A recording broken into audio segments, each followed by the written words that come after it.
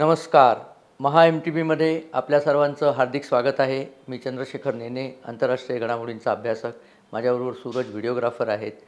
सर्वात पहिल्यांदा संपूर्ण MTV परिवाराकडनं, मुंबई तरुण भारत परिवाराकडून आणि माझ्याकडून आपल्या सर्वांना दिवाळीच्या हार्दिक शुभेच्छा. ही दिवाळी आपल्याला आनंदात जावो, यापुढचं नवीन वर्ष अतिशय उत्साहात आणि आनंदात जावो. भारत देशाला आपलं पूर्ववैभवाचं स्थान लवकरात लवकर प्राप्त होवो ही ईश्वरचरणी प्रार्थना करून आजच्या व्हिडिओला सुरुवात करूया.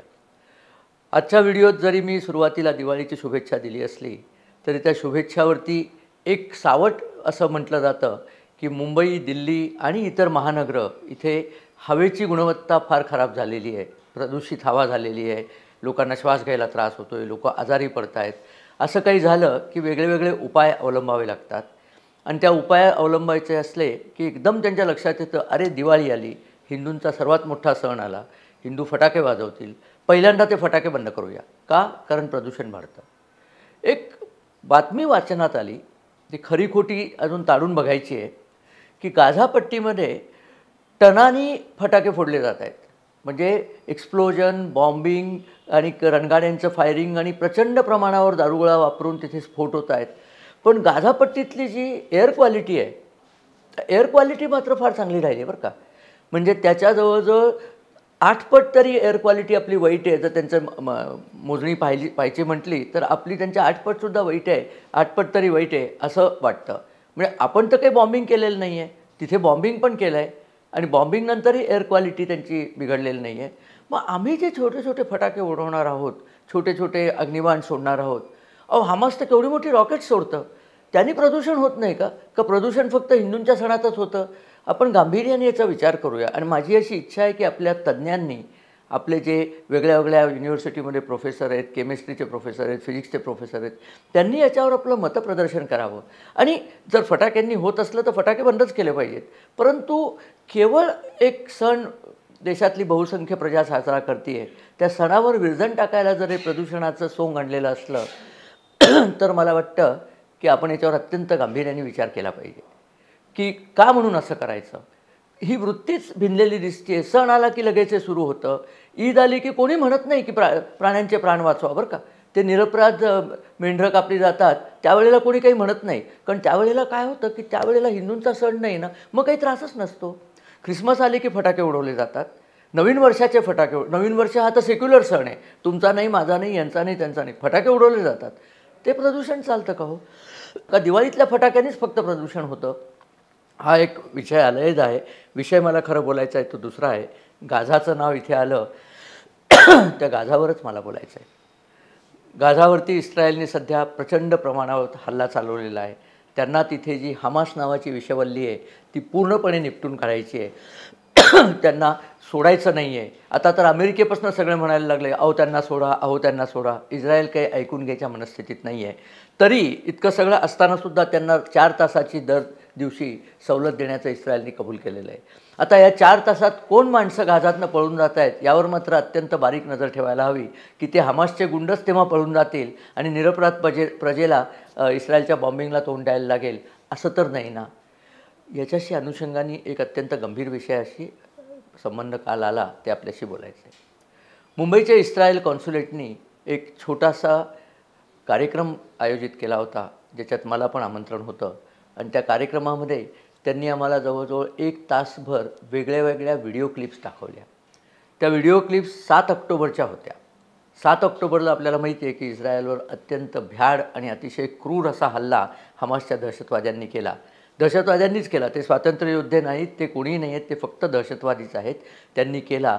आणि एखादं खेडं, किबुत्झ हा जो इस्रायलमधला प्रकार असतो तो म्हणजे एक खेडं असतं, स्वयंपूर्ण खेडं असतं. महात्मा गांधींना अभिप्रेत होतं तसं की त्यांचं सगळं ते जमतात. आणि खेड्यामध्ये जसं सगळ्या लोकांची एकमेकांची ओळख असते त्याप्रमाणे या खेड्यात अतिशय चांगलं जीवन सगळे लोक जगत होते. अचानक 3-1 हजारपर्यंत तरी हमासचे गुंड, दहशतवादी त्या खेड्यात शिरले.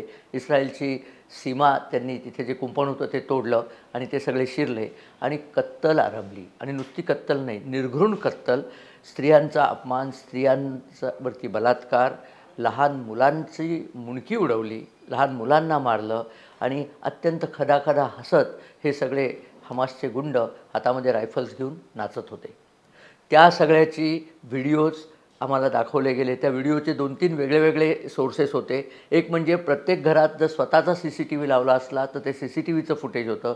म्हणजे आधी घरातली लोकं शांतपणे घरातले कार्यक्रम करत आहेत, कोणी TV बघते, कोणी जेवतं आहे, कोणी गप्पा मारत आहे आणि अचानक ही गुंड आले आणि त्यांनी सगळ्यांना पकडून. एक तर इतकं हृदयद्रावक होतं की 2 मुलं 5 आणि 7 वर्षाची 2 मुलगे होते.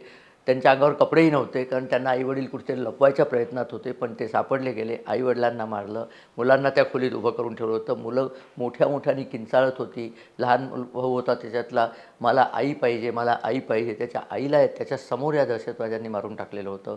त्याचा मोठा भाऊ होता, त्याचा एक डोळा गेलेला होता. तो म्हटला, अरे तुला त्या डोळ्याने दिसतं आहे का? तो म्हटला, नाही मला या डोळ्याने नाही दिसत आहे. दुसऱ्या डोळ्याने थोडं दिसतं आहे. अतिशय करुण आणि अत्यंत मनाला क्लेश होतील असं ते दृश्य होतं. इस्रायलचे इथले कौन्सिल कोबी यांनी ॲक्च्युली आधी आमची क्षमा मागितली की तुम्हाला हे असं दाखवायचं नाही आम्हाला, पण आमच्या विरुद्ध जे अपप्रचार चालू आहेत त्याला कुठेतरी तोंड द्यायला पाहिजे की प्रत्यक्ष आमच्यावरती काय घडलं होतं आणि का आम्ही हल्ला करण्याला उद्युक्त झालो ते तुम्हाला कळावं म्हणून हे त्यांनी दाखवलं होतं. त्याच्यामधलं त्याहून चीड आणणारं दृश्य म्हणजे एका दहशतवाद्याचा फोनवरचा संवाद त्यांनी टिपलेला होता. त्या दहशतवाद्यांनी एका ज्यू कुटुंबातल्या 10 माणसांची हत्या केली होती. त्यातल्या हत्या केलेल्या एका बाईचाच फोन घेतला आणि त्या फोनवर तो स्वतःच्या आईवडिलांना गाझामध्ये सांगत होता की बघा, मी माझ्या नुसत्या हातांनी 10 यहुदी मारलेले आहेत आणि त्या मारलेल्यांपैकी जी एक बाई आहे तिच्या फोनवरनं तुम्हाला मी सांगतोय तुमचा मुलगा आज हिरो झालेला आहे. आणि तिकडनं आईवडील त्याला उत्तेजन देत होते. आता या उत्तेजन देणाऱ्या आईवडिलांच्या डोसक्यावर जर इस्रायलचे बॉम्ब पडले तर मला तरी अजिबात वाईट वाटायचं नाही. कारण इथे जी सारखी नॅरेटिव्ह चालली आहे ना की हमासच्या लोकांनी केलं, अहो केलं, त्यांनी चूक केलं, परंतु म्हणजे काय इस्रायलने त्यांच्यावरती बॉम्बिंग करायचं का? इस्रायलने त्यांच्या निरपराध लोकांवरती बॉम्बिंग करायचं का?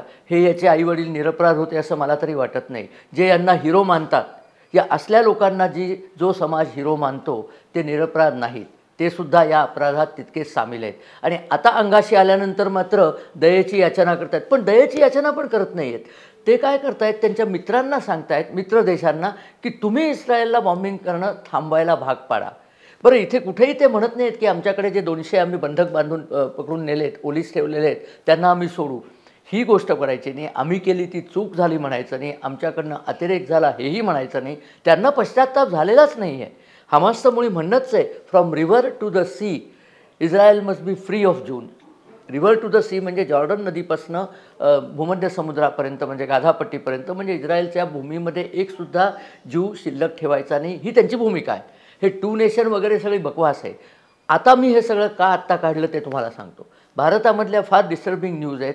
मुंबईच्या IITमधल्या एका प्रोफेसरनी हमासचं समर्थन केलेलं आहे. मुंबईला IITच्या विद्यार्थ्यांमध्ये ही विषवल्ली रोपवण्याचे पद्धतशीर प्रयत्न चालू आहेत. केरळमधल्या सभेचं तर मी तुम्हाला सांगितलंच होतं की खालिद मशालचं व्हिडिओवरनं भाषण तिथे ऐकवलं. खालिद मशाल जो हमासचा एक नेता आहे आणि हे सगळे तिथे टाळ्या वाजवत होते. त्यांचे जे क्रूर कामं केली होती त्याला उत्तेजन देत होते आणि वर म्हणत होते की हमासमधनं, फिलिस्तीनमधनं यहुदींचा नायनाट करा, भारतातनं हिंदुत्व संपवा. हे अशा घोषणा भारतात झालेल्या आहेत. भारतातल्या अनेक शहरात असे मोर्चे निघालेले आहेत. माझं तुम्हा सगळ्यांना एक सांगणं आहे, हमासनी तिथे जे केलं त्यांचे समर्थक भारतात हे करणार नाहीत, या भ्रमात राहू नका. याच भ्रमात मोहनदास करमचंद गांधींनी आपल्या सगळ्या देशाला याच भ्रमात ठेवलं होतं आणि देशात 46-47 साली कत्तली झाल्या होत्या. या भ्रमात राहिलेले हिंदू गोडवे गात राहिले. हिंदू मुस्लिम ऐक्य, मलासुद्धा हवं आहे हिंदू मुस्लिम ऐक्य. भारतातल्या मुसलमानांनी फिलिस्तीनच्या मुसलमानांची का पर्वा करावी? काल व्हिडिओ आले पाकिस्तानामध्ये लहान मुलांना हमासचा पोशाख करून हातात खोट्या बंदुका देऊन तुम्ही कोण होणार, मी जिहादी होणार. अरे मला कधी प्रश्न पडतो की या जूनचा इतका उत्तम शेजार तुम्हाला होता, इतकी उद्योगी लोक आहेत, इतके बुद्धिमान लोक आहेत, त्यांच्याकडनं शिकून जसं त्यांनी वाळवंटातनं इस्रायल फुलवलं तसं तुमचं गाझा वाळवंटातनं तुम्ही का फुलवलं नाहीत? तुम्ही तिथे फक्त दहशतवादाचीच पेरणी केलीत. तुम्ही तिथे फक्त बॉम्बच उगवलेत. तिथे फक्त दहशतवादीच उगवले. देशाला कीड निर्माण केली स्वतःच्या आणि सगळ्या जगाला ही कीड लावायला तुम्ही निघालात आणि त्याला समर्थन द्यायला आमच्या इथे प्रियंका वाड्रा येतात. प्रियंका वाड्रा काय बोलतात त्यांना भान तरी आहे का? या अशा प्रकारच्या अत्याचाराला तुम्ही समर्थन करताय. कशासाठी समर्थन करताय? हमासचं समर्थन केलेलं आहे त्यांनी, फिलिस्तीनचं नाही. आणि हमासबद्दल मी पुन्हा सांगतो, हमासचं नाव काय आहे?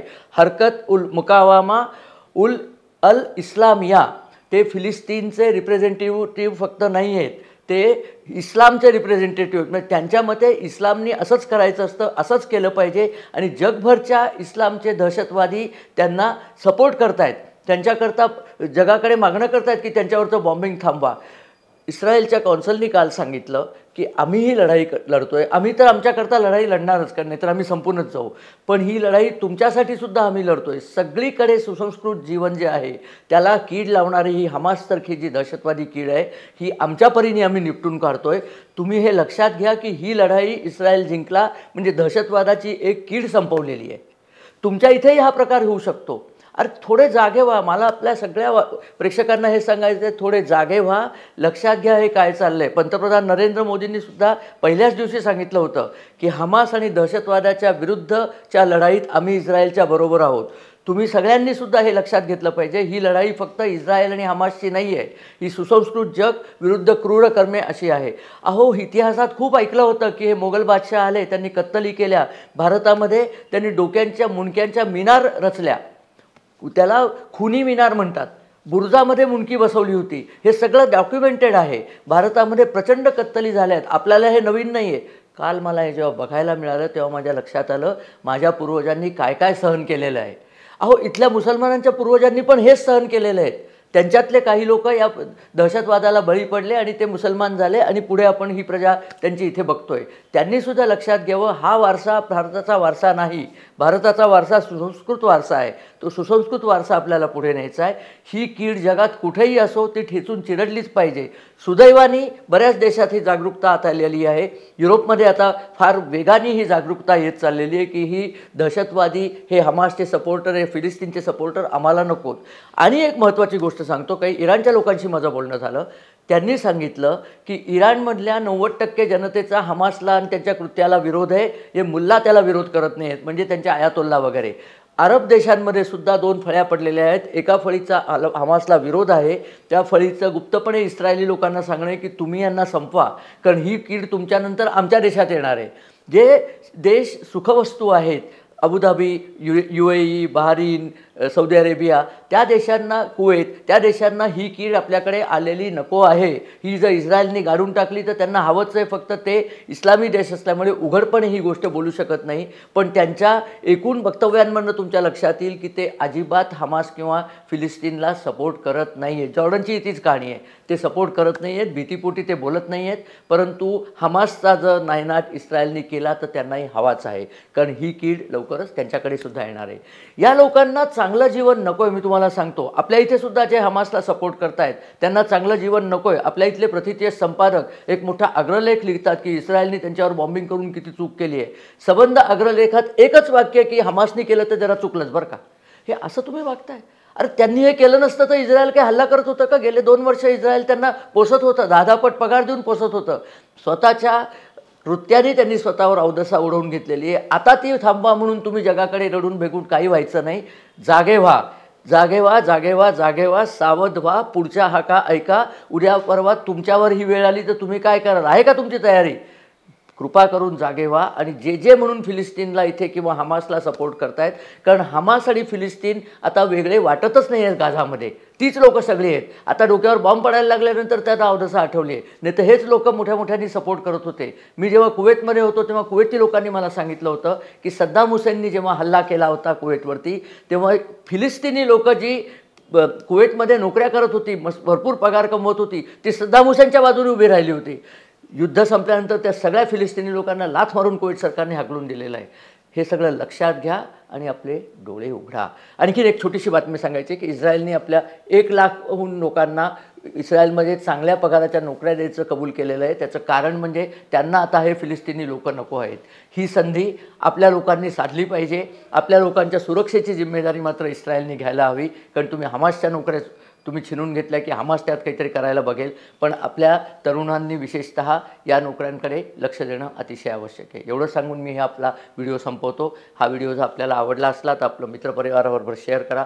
थोडं कटू भाषण माझं होतं, पण परिस्थिती फार भीषण होत चाललेली आहे, हे आपल्या नजरेस आणायचं होतं म्हणून हे केलं. आमच्या चॅनलला सबस्क्राईब करा.